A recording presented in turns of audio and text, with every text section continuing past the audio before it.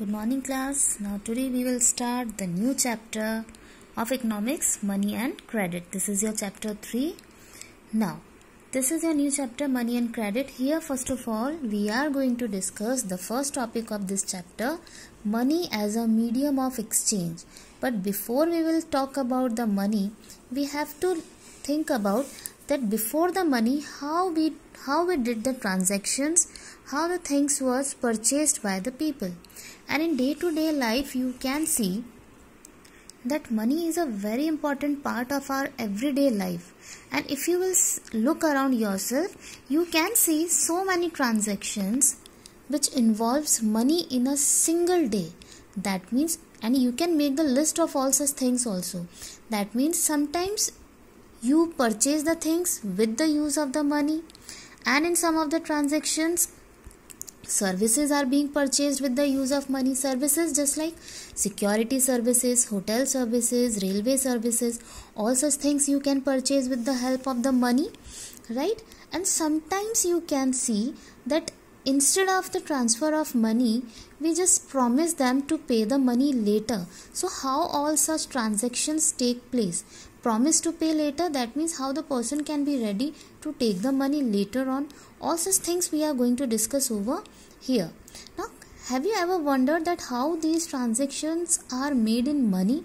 And the simple reason is this, that if the person is holding the money, he can easily exchange it for any commodity or for any service. That means if he want the security services, if he want the maid services, if he want any type of the commodity, he can easily do the exchange with the help of the money, whatever he or she want.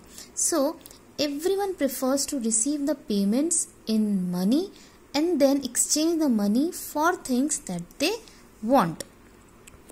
So in short we can say that money is an item which is used as a medium of exchange, and in modern economy money is work as an intermediary. It is used as a medium of exchange for goods and services, and it is also used for payment of debts also. That for everything we can use, for purchasing any goods and commodities, for purchasing any services, and to repay the loan, we can easily use the money. Now, let's discuss the example which is given in your book. The shoe manufacturer will first exchange the shoes that he has produced for money, and then he will exchange the money for wheat. That means just imagine the situation without the money.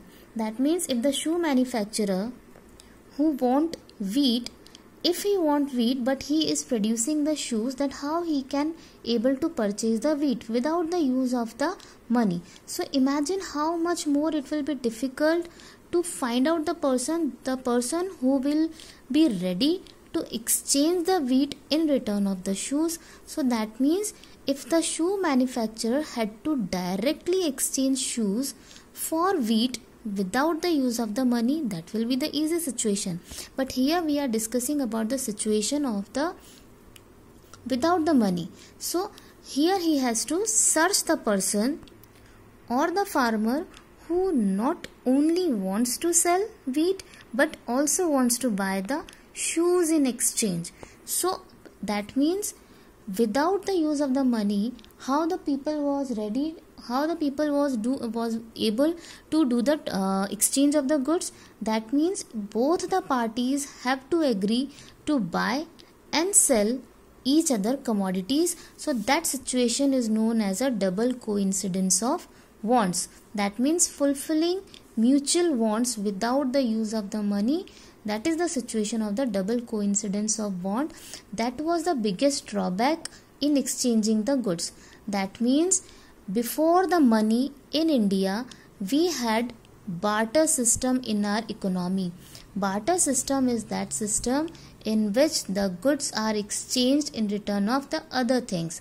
That means what a person is desires to sell is exactly what the other wishes to buy. That was the biggest drawback of the barter system, that is double coincidence of want. That means both the parties should be ready to exchange the goods without the use of the money. And that type of the economy was also known as a CC economy. That means barter system means goods and the services was exchanged for another good and services. That system is known as a barter system, and that system was also known as a CC economy, means commodity to commodity economy. So in this barter system, the biggest drawback of this system was double coincidence of wants. That means both the parties should be ready to exchange the goods without the use of the money. That means what a person desires to sell is exactly what the other wishes to buy. That means if a shoe manufacturer wants wheat, so then the farmer also should be ready to purchase the shoes. Then only the exchange can be done between both the parties. So that was the biggest drawback of the barter system. Along with that, in barter system, few drawbacks was also there. That means unit of account. Unit of account, that means if you are exchanging bullock cart in return of a sack of a wheat, that unit is not equal to each other. But in the money, if you have taken the loan of a 10,000 rupees, so in return you have to pay the 10,000 along with the rate of interest. That means the interest payment. But that was not possible in the barter system. That was also the drawback of the barter system. Along with that, store of value. That means in the barter system we could not store the things for long term period. But with the money we are able to solve this problem, because you can save the money with the banks or maybe in the other forms also. So here we have discussed that how money works as a medium of exchange. That means if there will be no double coincidence of a want, if there is no barter system, then the shoe manufacturer directly can pay the money to the farmer and he can purchase the wheat. Then there is no use that he has to search that farmer who would be ready to purchase the shoes in return of the wheats. Now the next topic is modern forms of money. Modern forms of money, it includes currency. First we are going to discuss the currency, then deposits with the bank. So let's start with the currency. First of all, currency includes paper notes and coins. And the modern coins are not made with the precious metals like gold, silver. The real values of the modern coins are less than its face values. That means the metal value is less than the face value. Currency notes are also used as a medium of exchange, right, in the modern economy. And the currency notes are made with the paper, and the real values of the currency notes are less than its face value. Second point I have written over here, it is accepted as a medium of exchange. It is accepted as a medium of exchange because RBI, Reserve Bank of India, has the sole authority to issue the currency. That means the currency in India is authorized by the government of the country, so it is used as the medium of exchange and it is accepted by the others. In India, RBI has the authority to issue the currency notes on behalf of the central government. That means RBI has the sole authority. No one has a legal right to issue the currency. Only Reserve Bank of India has the sole authority on behalf of the central government which can issue the currency. And in India, no individual can legally refuse to accept the rupees issued by the Reserve Bank of India. No one can refuse the transaction in the rupees. That means it is issued by the RBI on the behalf of the government, and the law legalizes the use of the rupee.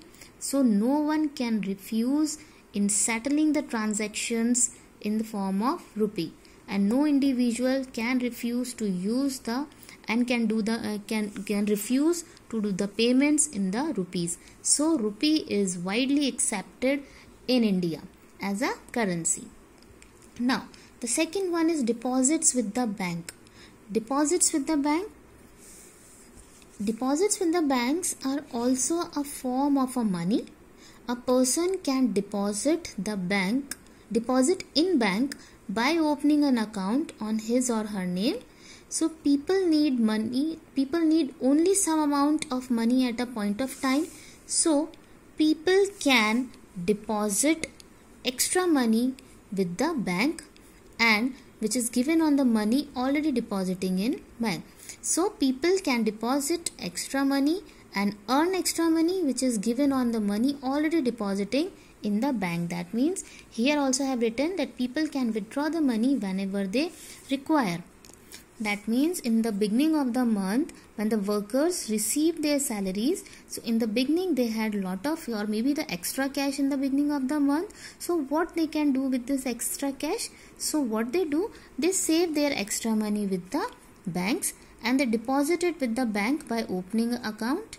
Bank accepts their deposits, bank accept their deposits and also pay an amount as interest on the deposit. That means if you will open your saving account, the bank will pay you some interest on your deposits. In this way, your money is also safe in the bank and the bank also can earn the amount as a interest also. Now, people can withdraw the money whenever they require. That means whenever since the deposits in the bank accounts can be withdrawn on the demand. That means whenever you are in the need of the money, we can easily withdraw the money from the bank accounts, and such type of the deposits are called demand deposits. Okay, so these deposits are called demand deposits. That means the money which we are depositing in our saving accounts, we can withdraw that money whenever we want on demand. So such type of the deposits are called demand deposits. With the help of the checks, directly payments can settle without the use of cash. That means demand deposits always gives one more benefit to the public. I think you have heard about such type of the payments which can be made by the check instead of use of cash.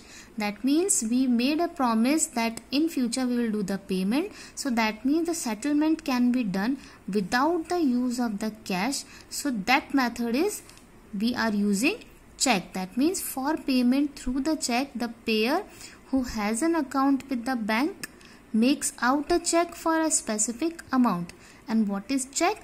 Check is a paper which instructs the bank to pay a specific amount from the person's account to the person in whose name the check has been issued. That means if you want to do the payment to the another person, you can give a check, and you on the check you can write your name, the amount which you want to pay to the another person, and then the check will give the instruction to the bank that the bank can pay the specific amount in the account of the other person on whose name the check has been issued. In this way you can see the check, like here the name is written, the amount is written, and this is the bank name. That means if you have given a check to the particular person, so you are giving the instruction to the particular person that this much amount should be paid to this person from this person's account. So today we have discussed two topics only. First, money as a medium of exchange. Another one, modern forms of the currency. This double coincidence of the wand, this is the very important question, that how the double coincidence of the wands problem can be solved. With the example you have to explain.